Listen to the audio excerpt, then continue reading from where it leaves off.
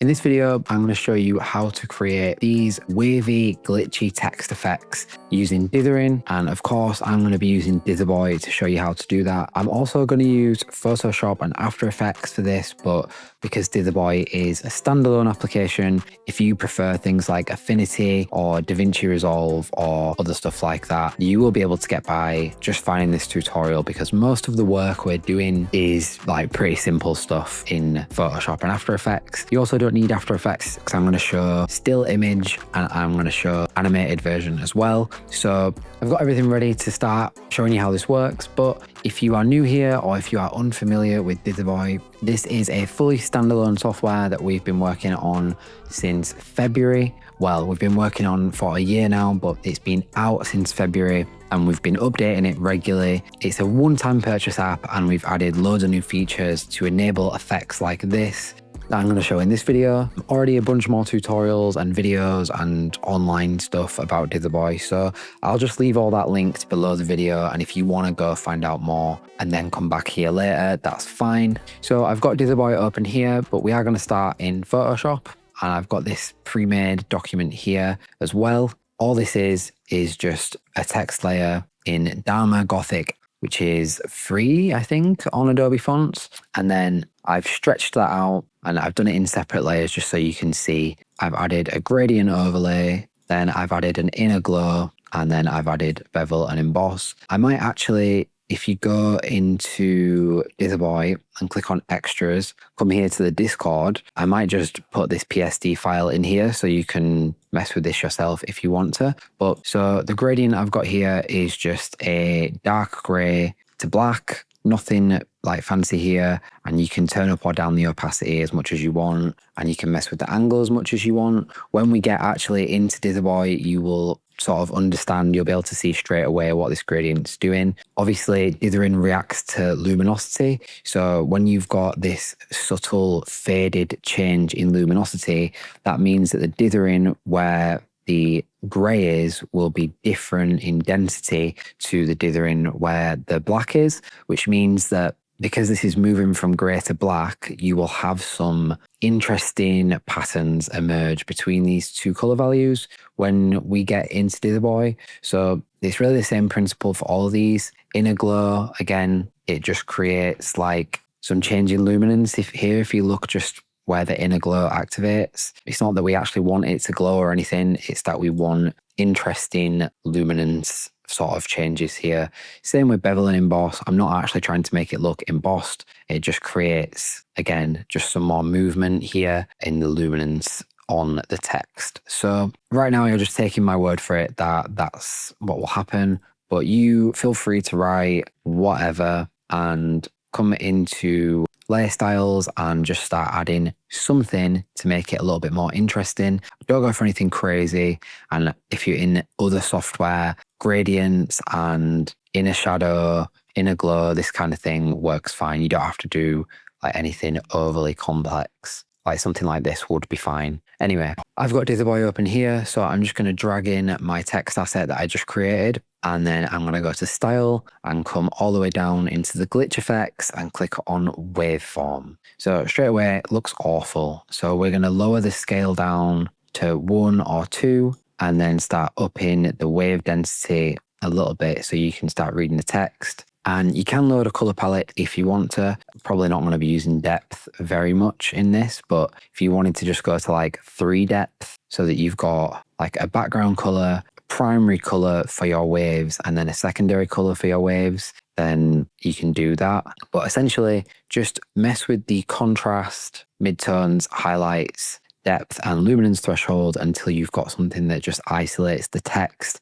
and is as legible as you want it. So for example, this one does isolate the text. We've still got some background waves here. I'm also going to add a little bit of blur just to smooth out the lines. And I'm going to start exporting stuff. So I'm going to get this one, then I'm going to do one without any color palette and any depth at all, with a little bit more density and a little bit more blur. And you can see if you move the luminance threshold, so if we set that down here, you can see what I meant about the gradient. So down here it's much more sparse and up here it's much more dense. So I'm going to export that one as well. I'm going to get this one with mostly just the default settings And then just to bring some of the background lines in a tiny bit, if I lower the contrast and up the luminance threshold just a little bit, so they're subtly coming through, like really, really small rows. Maybe I need a little bit of blur on this too. I'm going to export that one as well. So I'm going to try the waveform alternative effect, which again immediately looks awful when you load it up. So let me just reset my settings here so it looks a little bit less weird.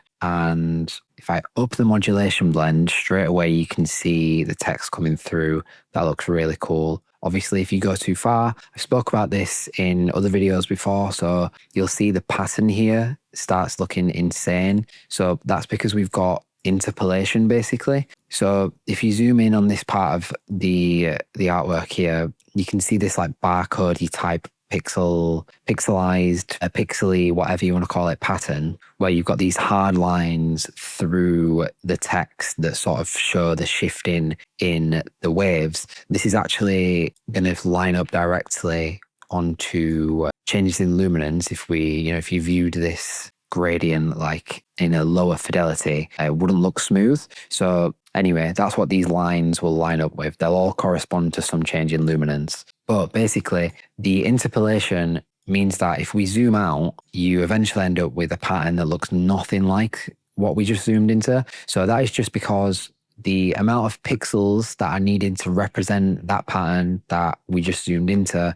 are not available in this video recording on my screen or on your screen where you're watching it. And so interpolation happens, which is basically just an approximation or a guess of what the pattern will look like.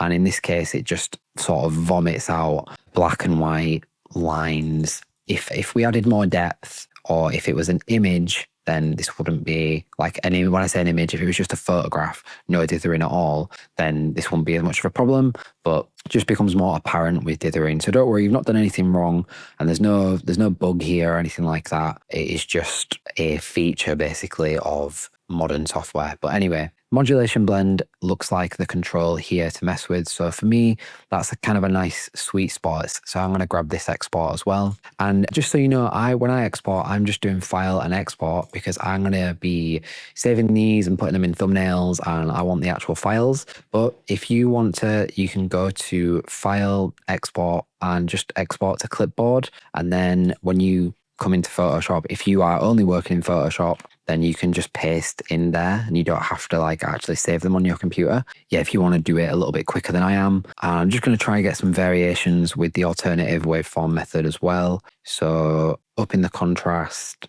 up in the blur, I'll grab that one. And then I'm going to try the 3 depth thing that I was talking about before. But again, like this gets really weird with the modulation blend. This does look cool, but because it's not the effect that I'm going for in this video, I'm going to leave it. But this pattern that comes out of this is kind of crazy. Yeah,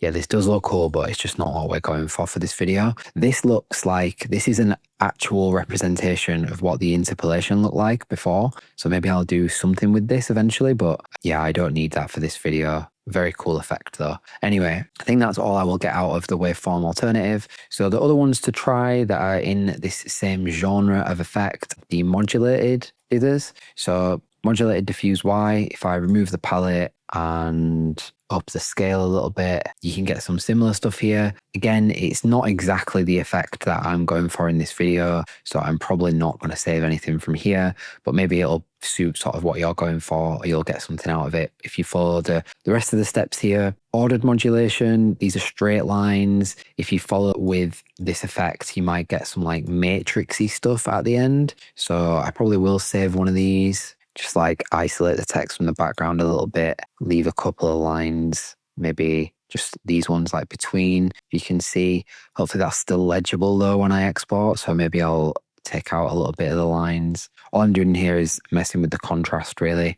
Yeah, this one does look cool with depth as well, but I'm just going to export this one. And then if you want to understand or just if you want to like increase your knowledge on just dithering generally, then it's always a good idea to just look at what you've brought in without the glitch effects, or none of these complex ones where we've added extra stuff into dithering. It's always good. Like for example, if you're in like smooth diffuse, Like if you're in the uniform modulation effects, like things like bleed fraction and smoothing factor and line scale, like these are not dithering terms. These are like errors that we've introduced into the dithering. These are things that most dithering algorithms are written to avoid. So this is not helpful for if you're trying to learn dithering and you want to know dithering, like, and know what to import, so you don't have to always follow a tutorial or whatever, then it's always good to just look at what you've imported with a normal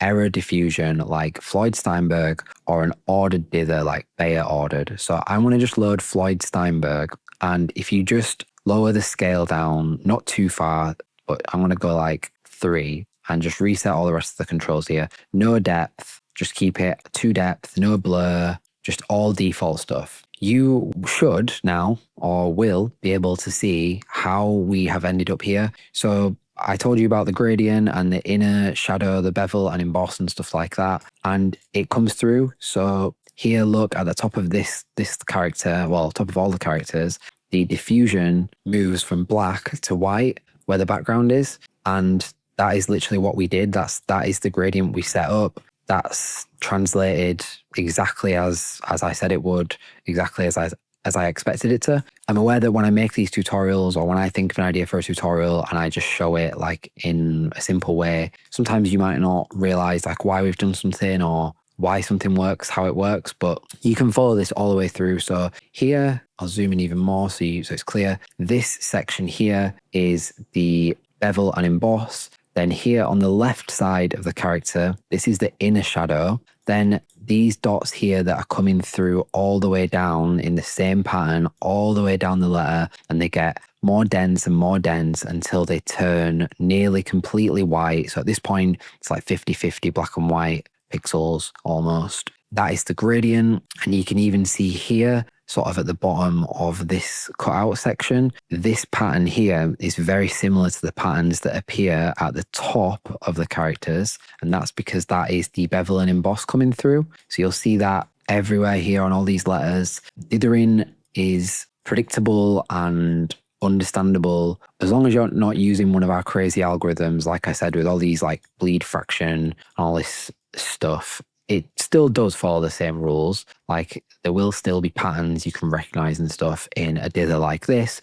But if you stick to Bayer ordered, which is just loading, you'll see the same patterns coming through. This is the gradient here that we're moving through right now. Then if we go and look at the bottom where it's lighter, then this is a pattern that is representative of this gray at the bottom here, combined with the bevel and emboss and the inner shadow. And then at the top of the letters here, this pattern that emerges at the top of every single character is representative of this bevel and emboss that is at the top of every single character. So anyway, I just wanted to say that so that you know now, when you move into waveform or one of the more obscure effects, look at these waves, sort of how they finish off at the top of each character. You know what's causing that now. You know what brought that in. So now when we're zoomed all the way out and you're messing with wave density and all the other stuff I was just talking about, or whatever I might cover in another tutorial, hopefully you will understand why and how this links into luminosity, and why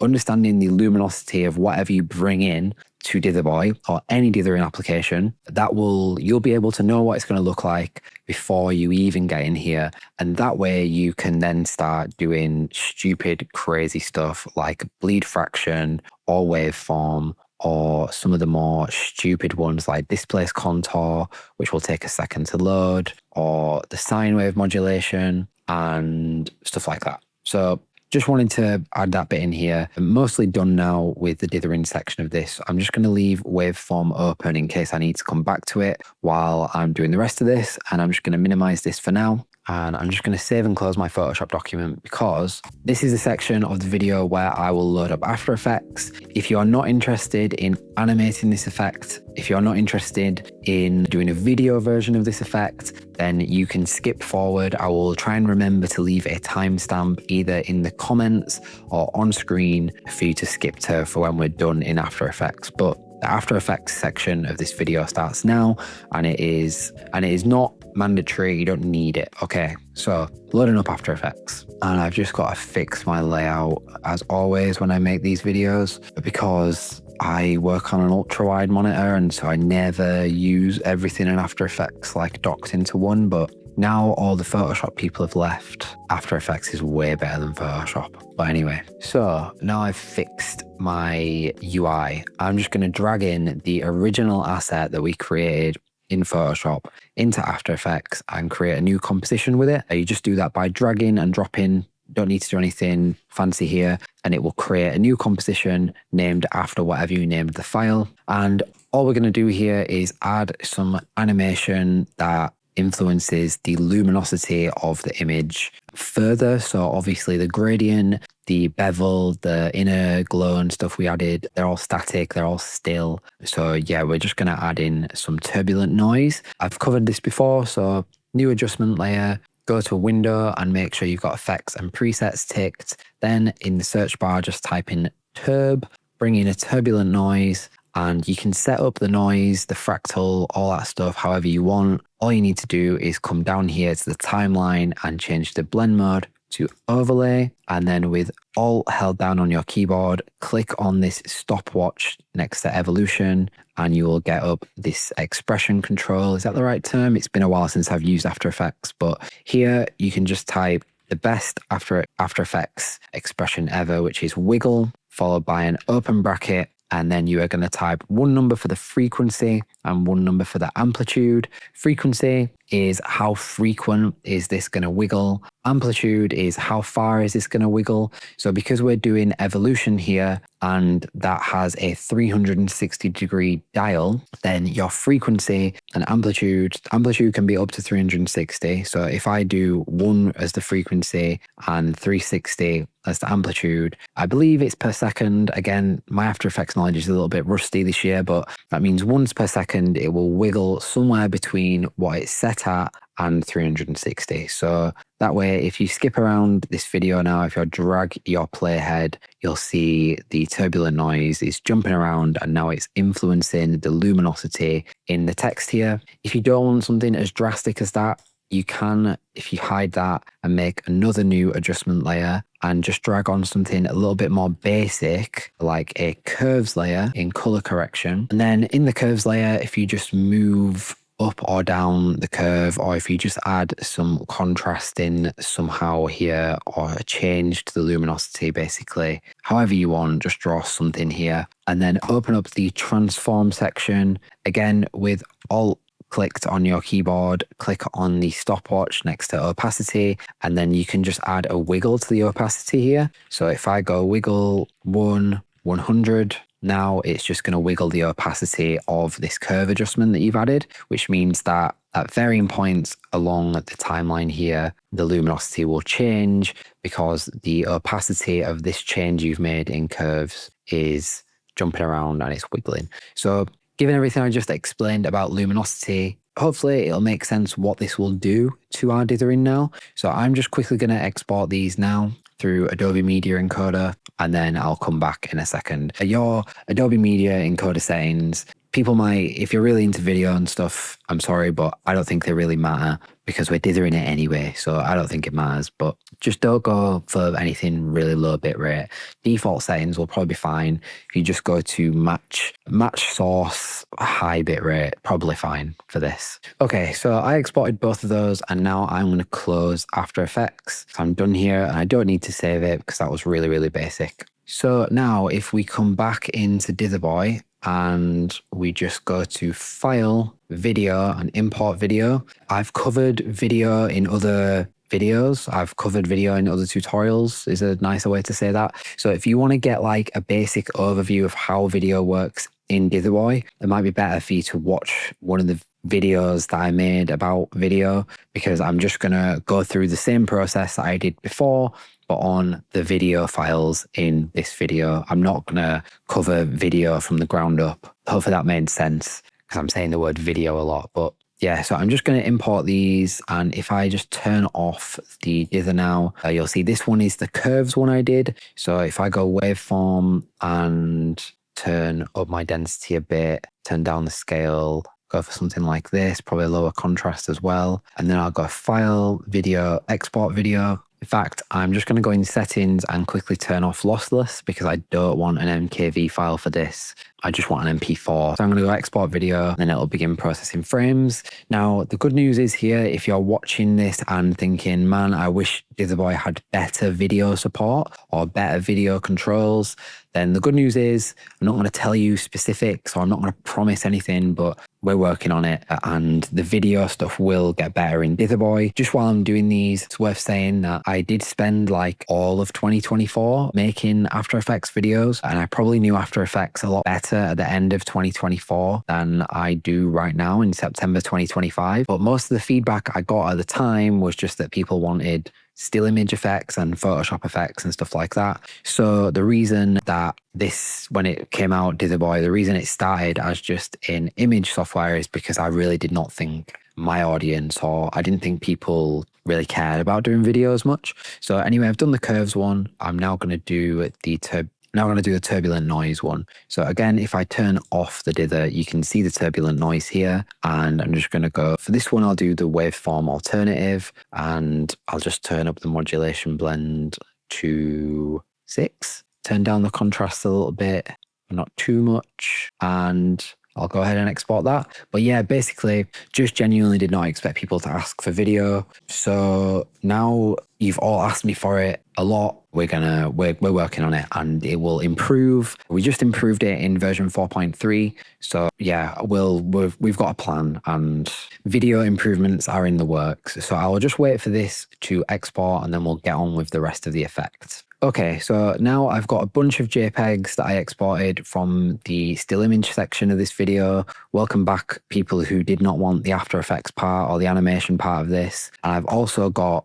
2 video assets that I created here. And so I can be done in Dither Boy now. From here, if you want the still image version of this, open up your still image software that you use like Photoshop. And if you want the animated version of this, open up your animation software because we're very nearly done. And there's only like 2 more things that you need to do. So I'm opening After Effects again, but the effects that I add in After Effects are available in Photoshop and I'll also show them in Photoshop as well. So I'm going to drag in the turbulent noise version of this effect, which is just the waveform alternative effect with a little bit of animation. And if I play that, you can see how the turbulent noise I added comes through here. So next I'm going to go new adjustment layer and invert, drag that in. The reason that we didn't start with inverted is because if you dither like this, then the waves either only crop in slightly or the waves will stencil out your text. So it's best to start with a white background. Anyway, we're inverting in After Effects. And then again, I'm going to new adjustment layer and we're going to add a glow. And of course, you can go for the default glow in After Effects and layer some stuff up here with varying levels of intensity and radius. And it's just Control D to duplicate and iterate again a little bit. What I would do is start with a lower intensity. Low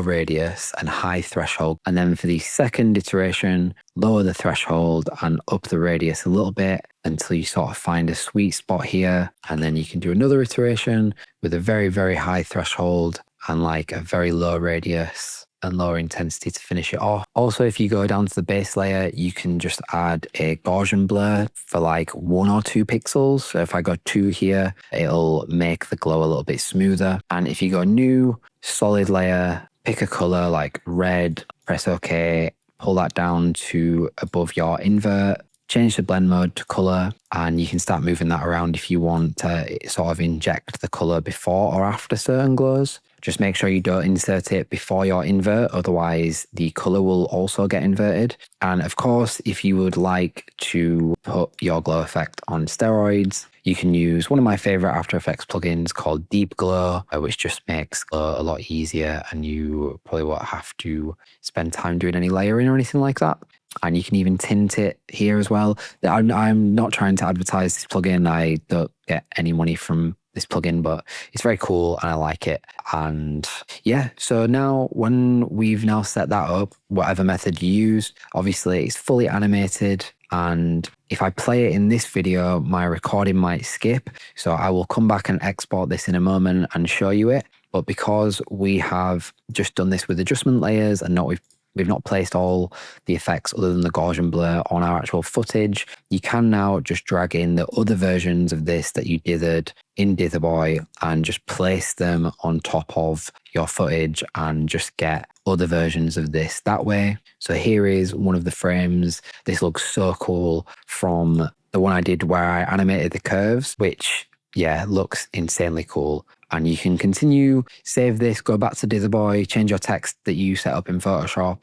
And if you saved the After Effects file, you can just come back and insert again and just continue to like iterate that way. Now, if you don't have After Effects, that's fine because I am loading up Photoshop right now. I think the smart way to do this, like for the YouTube algorithm, would probably be if I just made 2 separate videos, one for Photoshop and one for After Effects, but I really can't bother to do that. So I'm going to pull in all my JPEG versions here. I'm going to add an invert adjustment layer on top. If you don't have this little panel, go to a window and make sure adjustments is ticked and you'll see it. Then if I click on the invert, hold shift and go to the bottom, so that's all of my JPEG assets selected, right click and go to convert to smart objects. They'll all compile into just one. Now from here, if I go to filter with the smart object selected, blur, Gaussian blur, add any radius, then come here where it says smart filters and go to the blending options, change that to screen, and then I can start messing with turning the Gaussian blur into a glow. Let me just switch to a different one actually, because I just did that one in After Effects. So I'm going to go for this one for while I'm messing with this. Color overlay, change the blend mode to color, and then select a color to add in some hue to this. So I'm going to go like pink here. And then if you hold down Alt on your keyboard and click on the Gaussian blur and just drag it above itself, you can start layering up these Gaussian blurs. Or you can do it the old-fashioned way and just duplicate, add a whole massive Gaussian blur, like a huge one like this, disable the color overlay, and then just screen and then mess with the opacity that way. But yeah, because you've done smart objects this way, the same way I left the After Effects one nice and editable for you, if you followed it and did it the way I did it, this one now, if you come in to the smart objects, change things around, then Control S to save and come back, your changes will sync up, which means that you can go back into Dither Boy and continue to dither, continue to mess around, change the text, all that stuff, and your template, your output location just has to be the smart object or the correct location in the layers in After Effects, and then you will be able to just churn out these effects, really only doing the work in Dither Boy. So I will show some outputs that I got from this on screen so you can like get some ideas hopefully of what's possible with this. Obviously I only showed it on the Dither Boy text here, but it doesn't have to be text. It can be shapes or vectors or icons or your logo or anything like that. So as always, thank you for supporting Dither Boy. If you've got any tutorials that you want to see, if there's any work that I do with dithering that you would like me to show you how I did it, then please let me know. This is the first video I've recorded in this office where there are other people in the building, because all the other videos you've seen I do on a Saturday when there's no one here, so people can't hear me. But yeah, hopefully there's not much background noise and hopefully you learned something. Hopefully you like this video. Let me know what you want to see next. Dither Boy stuff still in the works. Dither Boy updates still coming. New update just come out the other day, so have a look at that. And I will see you in the next video.